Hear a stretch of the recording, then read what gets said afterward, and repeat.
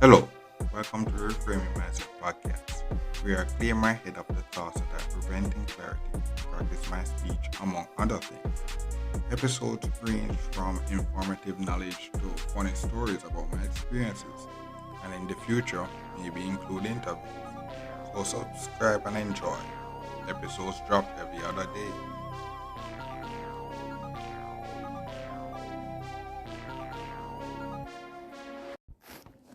Okay, so welcome back to Reframe Mindset Podcast. My name is Colin Smith Brooks. I know this episode is, you know, is the topic is basically loving your career choice. Or it's one of those questions where you have, it's one of those questions that you're basically going to come to and say, oh, do I really love the thing that I choose that I want to do for the rest of my life or something like that? Even though you don't really have to do it for the rest of your life, because but it's one of those things that came to me with science. I never really, science is just one of those things that I actually genuinely like it. It does.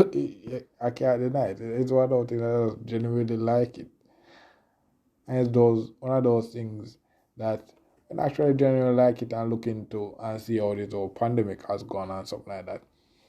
I kind of see through the whole facade and doing my whole degree and all these things. Actually going through the ranks, starting from zero and to actually getting the degree.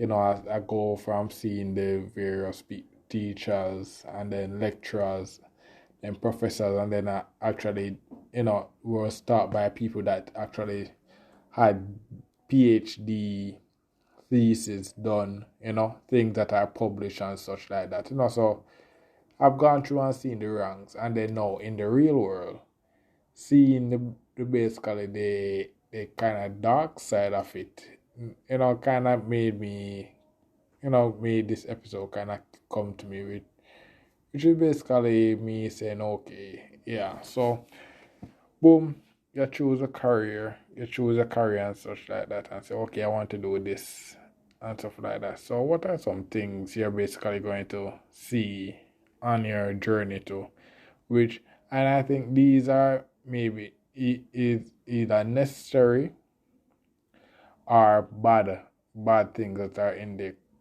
career that you will choose. And why I say it may be necessary is that these are maybe like juncture, I'm not know what they call it, crossroads, that basically asks you, okay, are you ready to take this next step towards your career, in that, cause science, there's always another level to go, I'm just a bachelor's, but you have master's, PhD. But not only that, to me, master's and PhD is not really necessary for with what I've imagined that can be done in the field. Um, the school aspect of it is just one aspect, but in the real world, something that that I never really thought of that at level. But this corona pandemic kind of basically forced me to actually apply what I've learned in science to actual real world scenarios, and it kind of made me more confident and realize that, okay, I could actually do some new things in this whole science things. When I was just starting, I would learn about things, people like Albert Einstein, Isaac Newton, and those people, I never really imagine yourself. You're just learning about them and then what they contribute to science, and say, okay, yeah, I'm doing this for a test, but coming out and actually going through this pandemic, I realized that there's some things I could do myself, could kind of contribute to the science community, but in my head, it would take a lot of funding, a lot of it, and if you actually reach a point where the funding is actually there, not for anyone, because because well, I go through the whole thing that I'm going to talk about. You understand why ideally I would want anyone to fund it. But if the funds fund podcasting or whatever I do, just basically just accumulate enough to actually do it, I will actually do it. But back to the topic is, what are some things you're basically going to see in your career? One thing is the politics of your career. It's going to, science is one of those. Talking from my career, but it's any career, my career science is fact and theory based. And there's a distinct difference between a fact and a theory.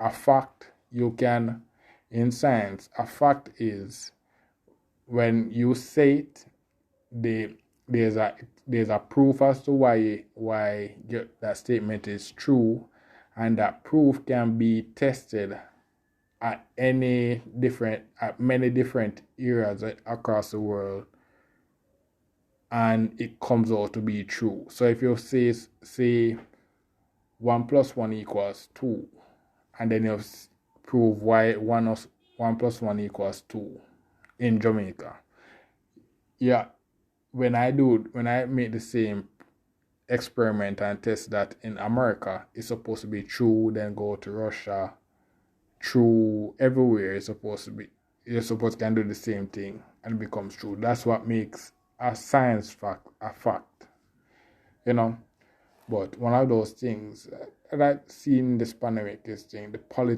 politicize of your career, where politicians and such like that comes in to it and actually try to hijack the career. Like, for example, this whole coronavirus pandemic. This pandemic was basically one of the main things the world that was going through. So what happened? Majority of the most spokespersons were not really the head scientists, were politicians, and some of the head scientists were basically people that were working with politicians for a very long time. They were not independent people that just came in the coronavirus pandemic and said, okay, I have an expert in this field. When I look into it, you realize that, this person has been in the government, working with the government for a long time, So that's something we realize in your career. And the same thing in music, movies, the movie industry and such like that, politics, people having agendas and such will come in and kind of disrupt the objectivity of the career, of the field or whatever it be. And that's one of the, ideally, being independent is one of the best things you can do, and that's one of the reasons why it's so hard to become independent, because once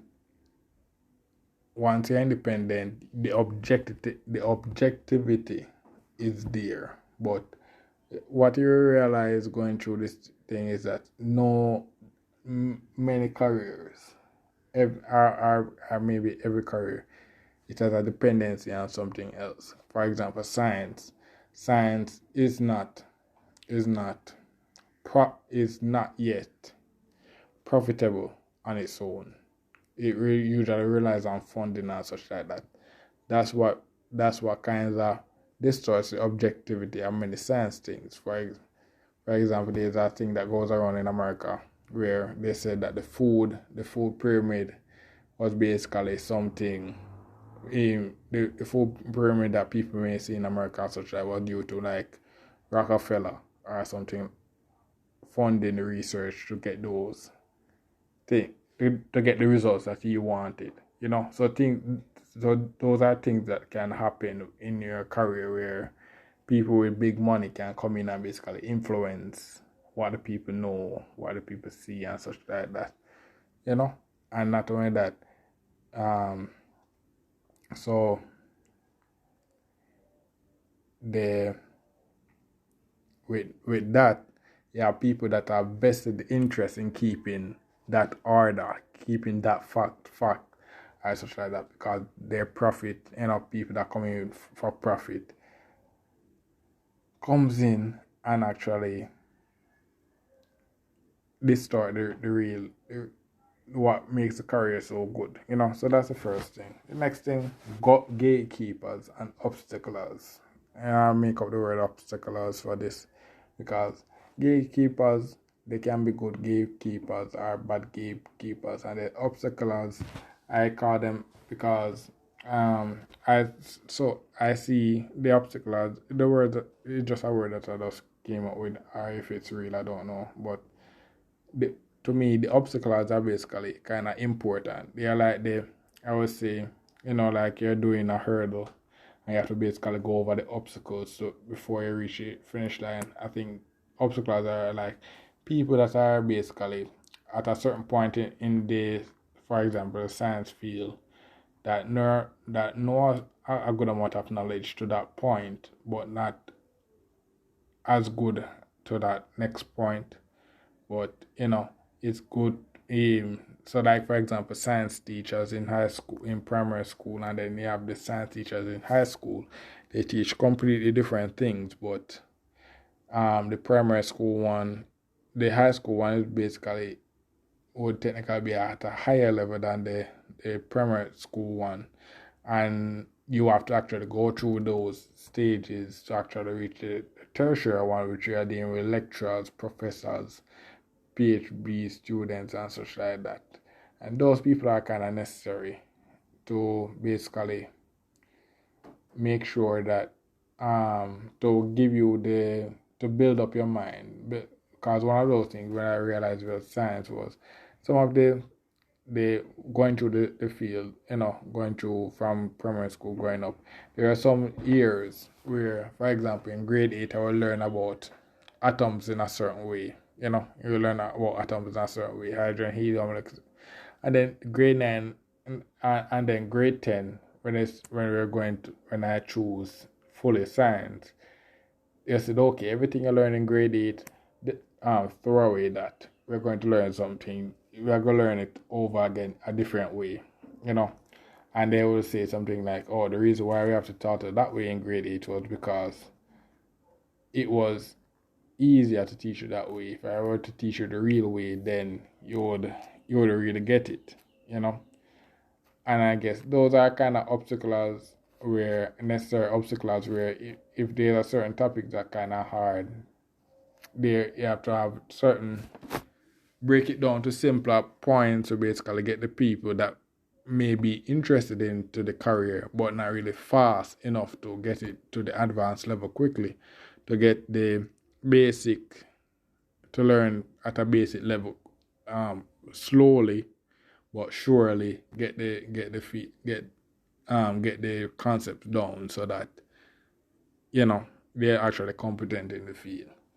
Gatekeepers now, so obstacles would maybe be in school and such like that. Maybe sometimes they'll be in the real world, but not in the way, not distinct like or in school. But you have gatekeepers now. So gatekeepers, everybody would know gatekeepers. Gatekeepers are basically people that are, basically big people in the industry and stuff like that, and they have the power, and they own it. Let certain people, if they agree to their terms and such like that, those people I was necessarily call them bad actors. For example, in my field like science, where gatekeepers, what I think are the reason why so many people are dying. No, you know, gatekeepers are things that people who are vested interest into like pharmaceutical industry to keep on get people addicted and have mental problem and such like that, keep them addicted and keep them coming back to pills and such like that. Instead of actually solving the core problem, they just have a quick fix that you basically come back every time to basically come back and those are so profit profiting off your illness, sickness and stuff like that. So those are what I call gatekeepers, people that are in there for bad, that are high ranking people in the field that basically have vested bad interests, or they can be I would never really hear this one of good gatekeepers. And I guess the good example would be for doctors. In doctor, when they're doing a doctor degree, you basically have to go through 5 years, and then so you have theory, and then you have to go through like residency, and then you officially become a doctor. So you in the doctor field, you're part of the degree. You basically actually doing practical work, actual working in a hospital and such like that, and having real doctors assess you and such like that. So I guess those are what they call good gatekeepers to the career or the field, but yeah, bad gatekeepers that are maybe or maybe people are excellent in the field as well, but they they become lackadaisical and more profit driven. So those are the bad actors. Yeah.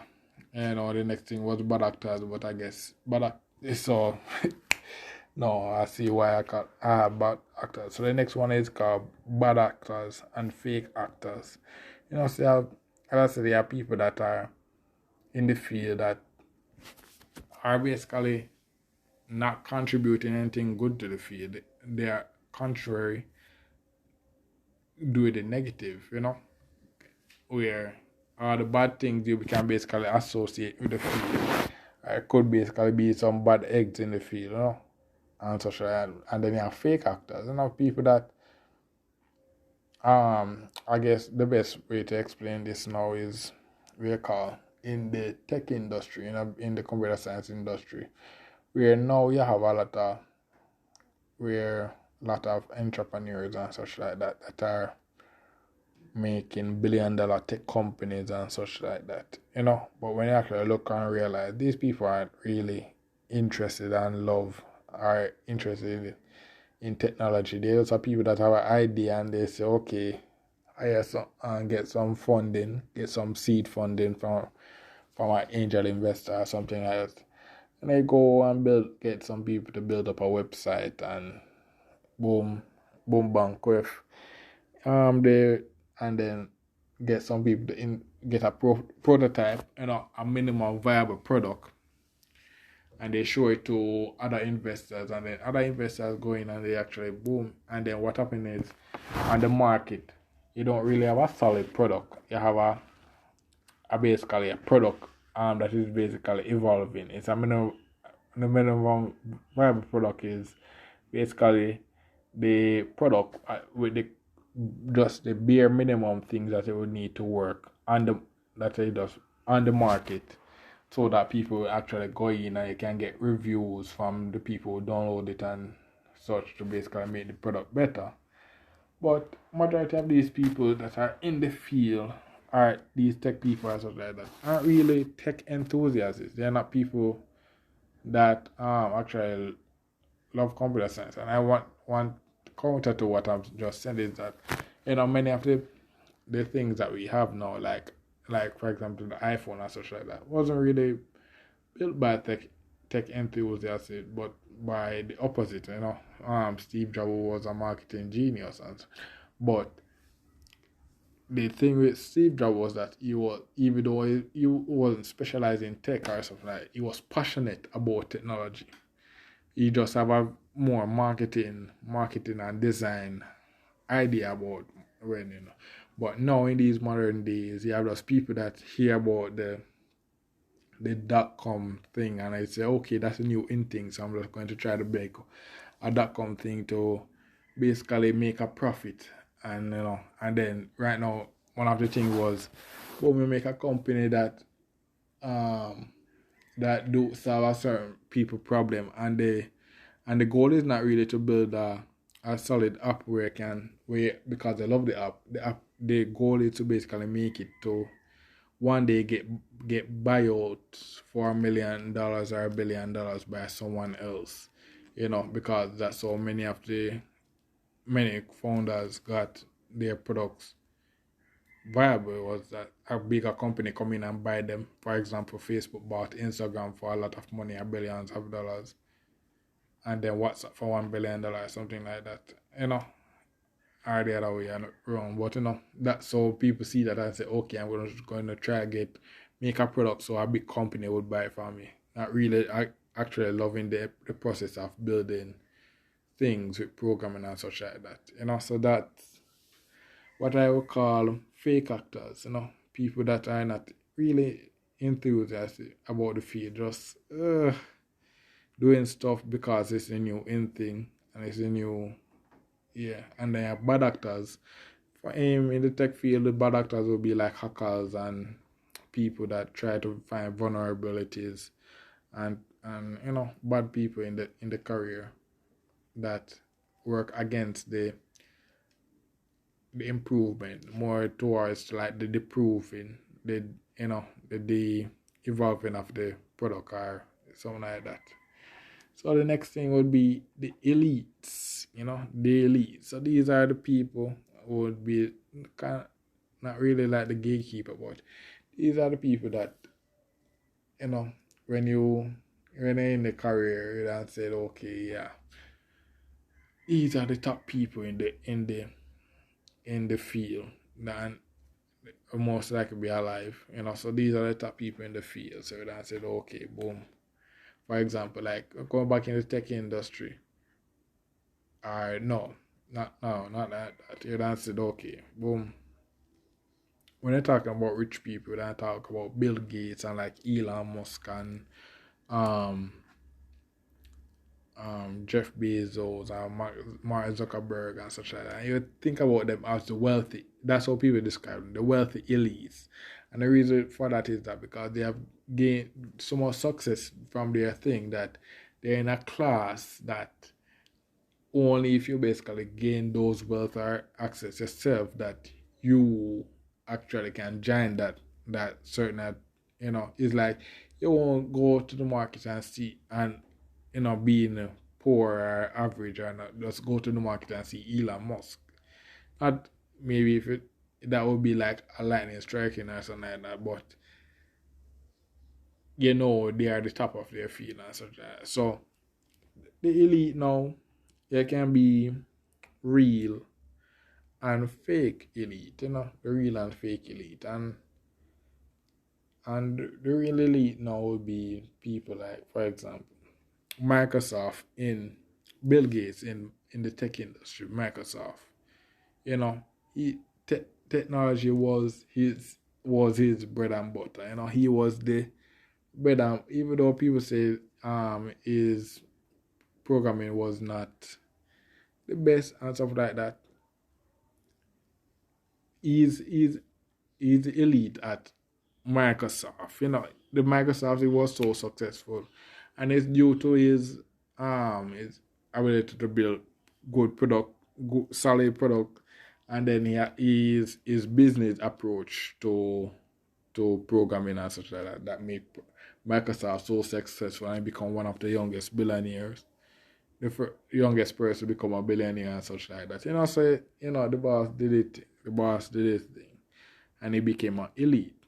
One of the things now where I kind of with the same Bill Gates, I kind of make him kind of explain the fake elite thing was, after now in his modern days, he's not really doing what do you call it, Microsoft. He's exit that, and doing more philanthropy stuff. But the thing that he's entering now, he's not really. No, he wasn't really an expert in those fields, So like for example, disease eradication and such like that. He wasn't really expert in it. He's a person that reads a lot of books. He likes to read a lot of books. So he read a lot of books and then boom, started investing and then trying and stuff like that. So he entering in those fields or such like that, he became a fake elite, So while he may be doing things good or not, he's not really. Yeah, if something goes wrong, he have this they get away and say, oh, I was just trying to help, I was trying to help, He's not really like vaccine stuff and stuff like that would be more my field, scientist stuff. Bill Gates was a technology, programmer and stuff like that. But no, he took because he had so much money and stuff like that. He said, okay, I have the funding, but to what I was saying before, one of science weaknesses was actually getting people to fund the science research. Bill Gates now being a wealthy elite, wealthy person can actually fund those science research to actually go in and actually do the get scientists and such and good people to basically come in and do the research and do things like create a lot of more vaccine to basically eradicate a disease and such like that, which is good and such like that. But imagine that, but a person that is going into a different industry, made a lot of success in one industry and then going to another industry to basically change it up for his benefits. That's what you call a fake elite. I don't really know of anyone that does this. I definite proof of people doing this, but that's how I would classify a fake elite. And the reason why I'm basically describing these things is that in an ideal scenarios, there would be things that prevents the bad actors for basically can disrupt the objectivity of the career. For example, this corona thing. You realize how many misinformation and bad information that I was going through because it wasn't a reputable scientists are people like that that's coming forward and presenting information, or basically politicians and other people, and people who see politicians coming with a biased mindset. If they are, for example, if they were for Trump, they're going and support whatever he says, even though Trump is not an expert. So whatever he says, even though he might be taking it from an expert, he's not the expert in the field giving you what they think. Like, for example, it wasn't a scientist that was here that was answering the question from the journalist. It was Donald Trump getting the information. I said, okay, this is what went in. And when the journalist asks the president, it's not the scientist that's answering, it's just Trump giving his opinion, So I basically kind of deviate from my point, and forget what I was saying about that. But the thing about it is that what I was saying that, if the science field in idea was properly funded and all the scientists have the right approach, know the core problem to go in, the science field would be so impenetrable that you can't, any form of misinformation and stuff like that can just immediately just shut down, because they said, okay, you don't have the pedigree to basically come in and say anything, so your words are not reputable in the field, we cannot basically shut you out of that. And that's how you basically can shield a field, to basically say, okay, boom, you have to go through. It's like a doctor. You can't really, is a reason why the average person saying, okay, do this, doesn't really hold weight to a doctor recommending this pill and writing a prescription for you. Because the doctor has, when he writes his name and stuff like that, and you go to the pharmacy, his name is recognized or can be go in a database. The science field, scientists and such like that, don't really have that level of fortification as yet, where you can say, okay, boom, you have to be this to basically go in and make claims and such like that. And there was another field of the tech field. The tech field, one of the main problem is that lots of people are saying, okay, you don't really need to go to university or computer school. You can learn programming from YouTube or online courses and such like that, and that's what basically that kind of diluted the legitimacy of the computer science field. People just thinking that okay, I just need to go in and learn a course, and then okay, I can build a website, try to build a $1 billion tech company and something like that. And that's what delegitimized the computer science field. If the computer science field was rigorous and said, okay, boom, if like the big tech companies they'll just become elitists, the real like but the real elite, and have build some solid programming, solid app and such like that, where you can just basically just looking at the app can say, okay, this is a legitimate product built by some computer scientists. And you can, when a non-computer scientist actually try to build an app different to those standard, you can see the difference and say, okay, yeah, this is not built by a real programmer. That's where how you fortify I feel like a computer science field, where the difference is so different. You can say, okay, yeah, this is not, and that's what the problem is from the in the computer science field. The private companies, the big private companies, Facebook and Google and stuff like that. The average man building a website or app compared to them, the difference isn't really that different, from a big company with millions of people building or one person basically putting up a website. That's the thing, So this is basically some random rambling. So you have to go. I guess the whole point of this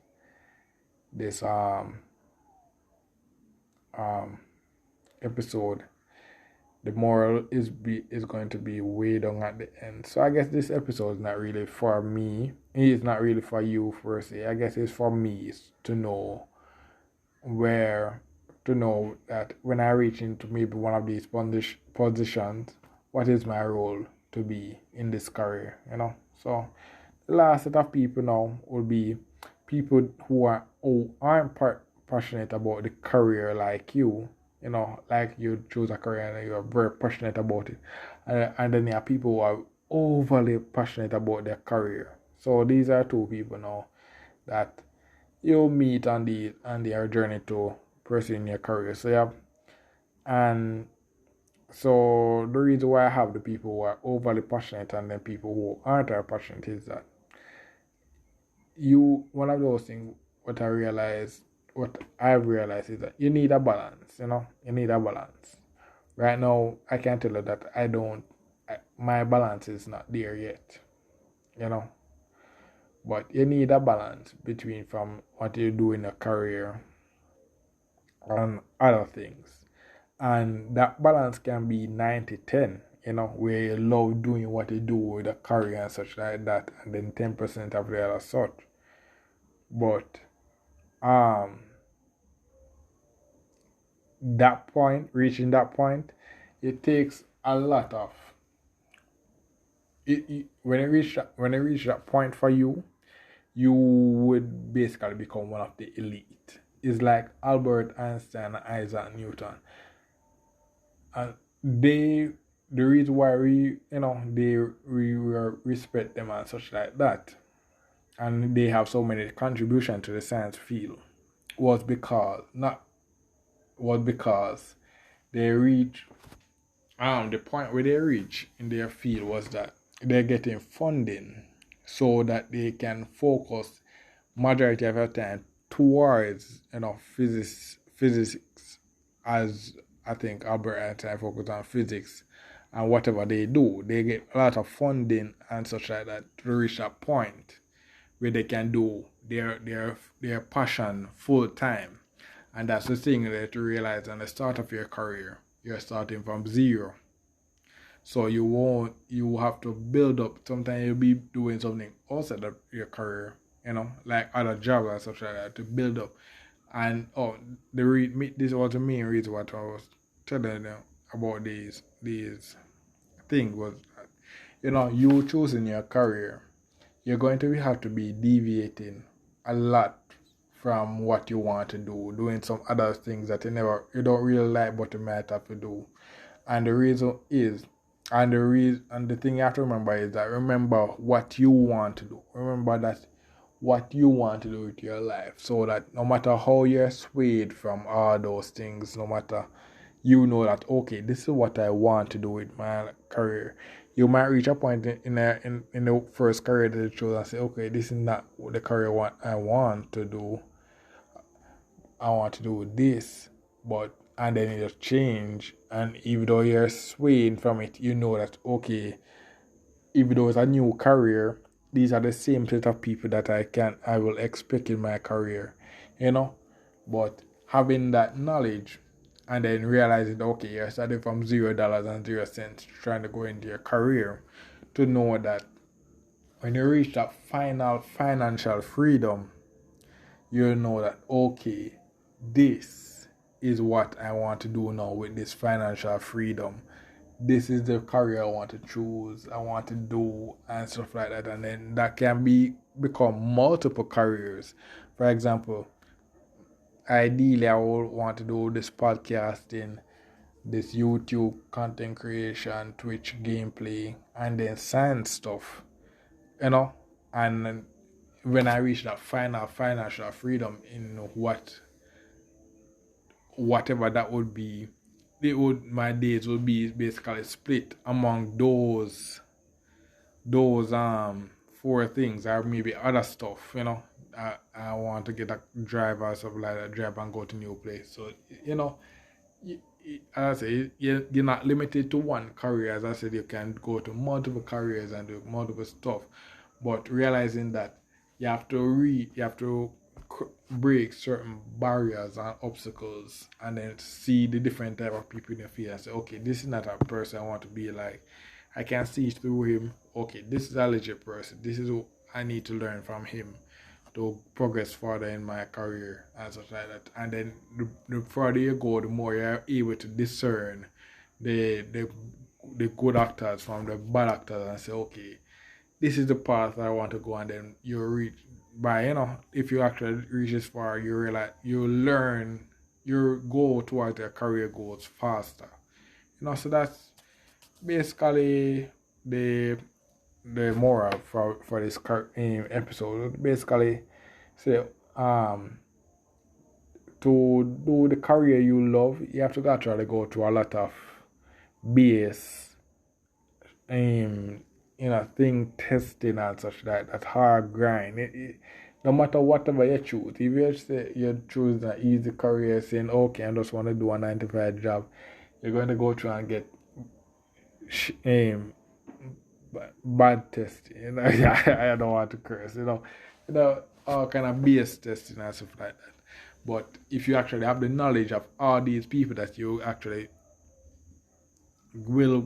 may encounter, it might take some time to develop. But when you can decipher from those people, say okay, this is a good actor, this is a bad actor, and then not only for deciphering though, to know that where to reach the point where you want to stop. Maybe you don't want to reach the top of your field. Maybe just when I reach a certain point, you say, okay, this is the point that I want to stop, and then build my life balance around this point, and then boom, you can just do that. And then when you get your life balance in check for that, maybe you say, okay, I want to progress furthermore into this field now, so you can, so this episode basically, if you actually go through it and then understand the different people that I'm talking about, you can be more focused and able to basically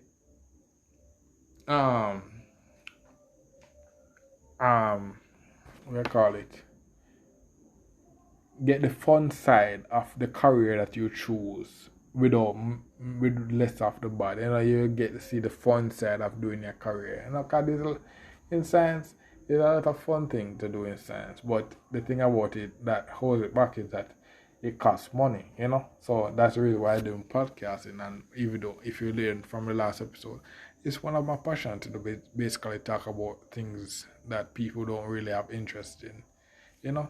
So boom, and then if this podcast in break off and give me a lot of funding, it give me ability to fix my PC that is down now.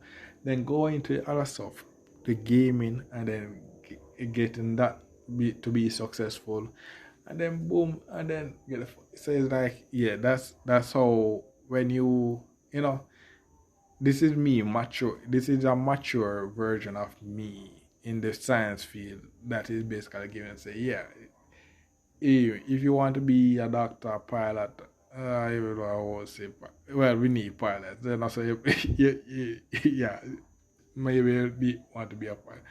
But whatever your field is, there's a fun side to a field. But there are levels to it. And then each levels, then you have fake actor, fake people, and they have the real deal. The the the better you're able to decipher the real deals from the fake one, the fun the career will be, and the better your life will be, the easier you'll be in progressing in the career you choose. So that's it for this episode. It's a very long one of those real long ones, you know.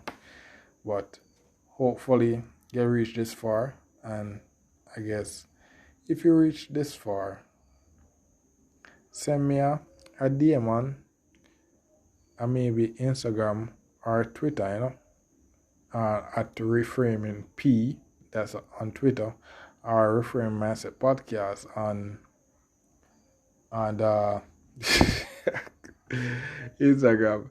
But you know, maybe the thing is, the person that finally reached the end, that time I'm old and died, and as such that I look for it and they say, oh my God, you know, you know, but yeah, boom. This is a very fun episode for me.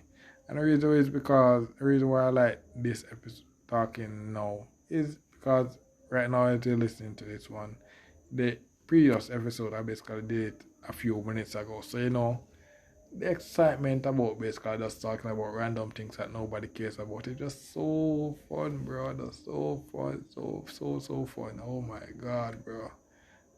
Ah, yeah, but I have to actually end it, you know. So thank you for listening and look forward for the next episode. Well, this is the end of the episode.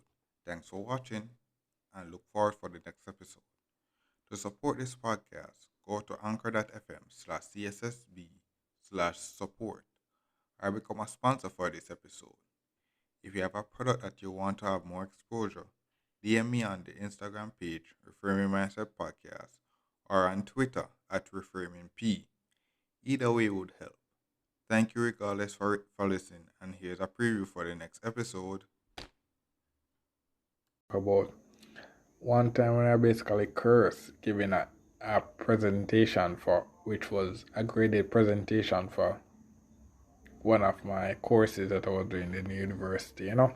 So okay, so basically to get this story started, we have to go back to you have to go to summer school, you know. So basically if you remember my last year basically I failed three of the courses, so I have to actually end up doing summer school, which was basically just getting three courses, doing one of the important courses that I actually needed for my degree to do over that, because that was one of the ones that I failed.